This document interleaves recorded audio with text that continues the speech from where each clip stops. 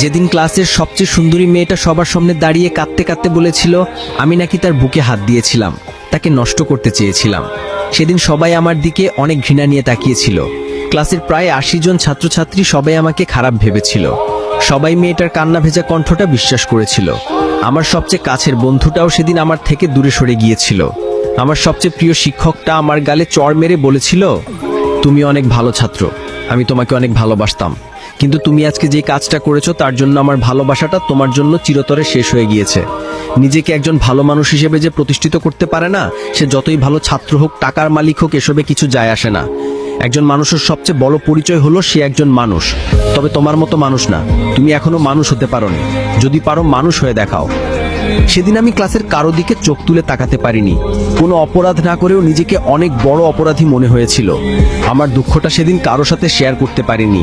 ক্লাসে যতটুকু সময় ছিলাম ততটুকু সময় আমি নিচের দিকে তাকিয়ে শুধু চোখের পানি ফেলেছিলাম। সেদিন আমি বুঝেছিলাম চোখের পানিরও দাম কম আর বেশি হয়, কারণ মেয়েটার চোখের পানি দেখে সবাই অনেক ইমোশনাল হয়ে গিয়েছিল।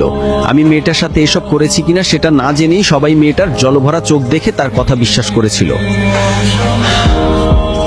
কিন্তু আমার চোখের পানিটা কাউকে আবেগী করতে পারেনি। আমার মতোই আমার চোখের পানিটাও কম দামি। ক্লাস থেকে চলে আসার সময় ওই মেয়েটার সাথেই আমি কথা বলি, যে মেয়েটা সবার সামনে আমাকে এভাবে খারাপ একটা ছেলে হিসেবে পরিচয় করিয়ে দিয়েছে। আমি তার কাছে গিয়ে তাকে কিছু কথা বলি, তুমি এমনটা না করলেও পারতে। তুমি হয়তো ভেবেছিলে এমনটা করার পর আমি তোমার সম্পর্কে কোনো কিছু বললে কেউ বিশ্বাস করবে না, সবাই ভাববে তোমার উপর প্রতিশোধ নেওয়ার জন্য তোমার সম্পর্কে খারাপ কথা বলছি। কিন্তু তুমি হয়তো জানো না, তুমি এসব না করলেও আমি তোমার সম্পর্কে কারো কাছে কিছু বলতাম না। তবে ভয় পেও না, এখনো তোমার সম্পর্কে কারো কাছে কিছু বলবো না। যে মানুষটা আমাকে সবার সামনে খারাপ বানিয়েছে, আমি তাকে সবার সামনে খারাপ বানাতে চাই না। কলেজ থেকে বাসায় যাওয়ার পথে যখন দেখলাম সবাই আমার দিকে কেমন করে যেন তাকিয়ে আছে, তখন আমার বুঝতে অসুবিধা হলো না আমার খবরটা এলাকার অনেকেই জেনে গিয়েছে, তাই তারা আমার দিকে এভাবে তাকিয়ে আছে। এসব খবর বাতাসের মাধ্যমে ছড়িয়ে যায়। আমারটাও হয়তো সেভাবেই সবার কাছে পৌঁছে গিয়েছে, হয়তোবা বাড়িতেও জেনে গিয়েছে। এমনিতেই মা আমার দোষ খোঁজেন সব সময়, একটু ভুল পেলেই বাড়ি থেকে বের করে দিতে চান। শুধু বাবা বলে কয়ে হয়তো আমাকে বাড়ির এক কোণে ছোট্ট একটা রুম দিয়ে রেখে দিয়েছেন। মা চায় না আমি এই বাড়িতে থাকি।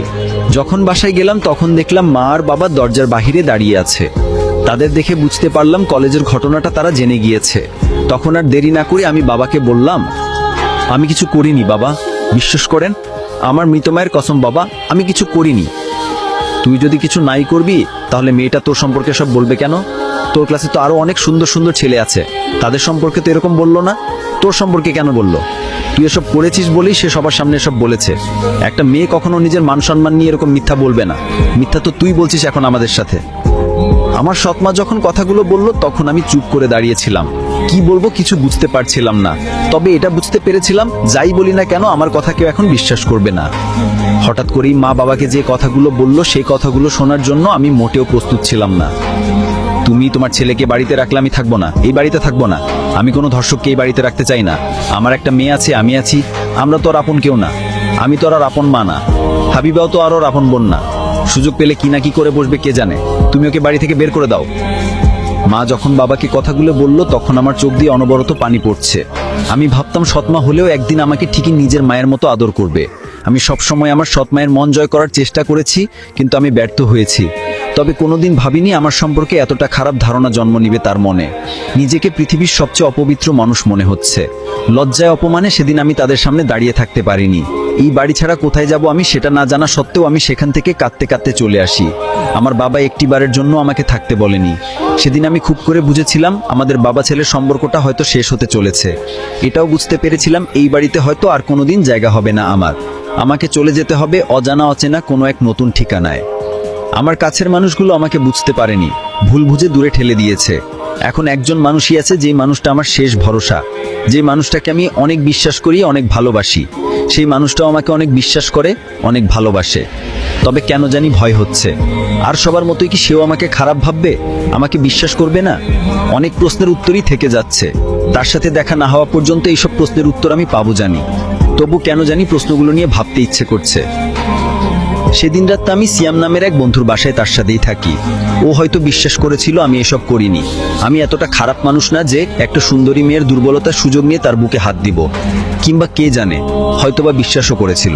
ভদ্রতার খাতিরে বলতে পারেনি, কারণ কিছু কিছু কথা থাকে যেগুলো অনেক সময় মান সম্মান বা ভদ্রতার খাতিরে বলা যায় না। বিপরীত পাশের মানুষটার অবস্থাটার কথা চিন্তা করে অনেক মানুষই বলতে পারে না। আবার কিছু মানুষ থাকে যারা বিপরীত পাশের মানুষটার কথা চিন্তা করে না, একবারও ভাবে না কথাগুলো বললে তার অবস্থাটা কি হবে। সেদিন সিয়ামের ওখান থেকেই আমি আদিবার সাথে ফোনে কথা বলি। তাকে বিকাল 3টার সময় আমার সাথে দেখা করতে বলি। সেও ঠিক সময় ঠিক জায়গায় চলে আসবে বলে ফোনটা রেখে দেয়। আমিও ঘুমানোর বৃথা চেষ্টা করে বিছানায় গা এলিয়ে দেই। তবে সেদিন রাতটা আমার নির্ঘুম কাটে। সেদিন ছিল শুক্রবার। সিয়ামের সাথে জুমার নামাজটা পড়ে ওর বাসায় দুপুরে খেয়ে আমি তোর প্রতি অনেক কৃতজ্ঞ। একটা রাত আমাকে থাকতে দিয়ে অনেক উপকার করলি। এই কথাগুলো বলে আমি সিয়ামের ওখান থেকে আদিবার সাথে দেখা করার জন্য চলে যাই। আদিবার সাথে দেখা করতে গিয়ে যা দেখলাম সেটা নিজের চোখকে বিশ্বাস করাতে পারলাম না।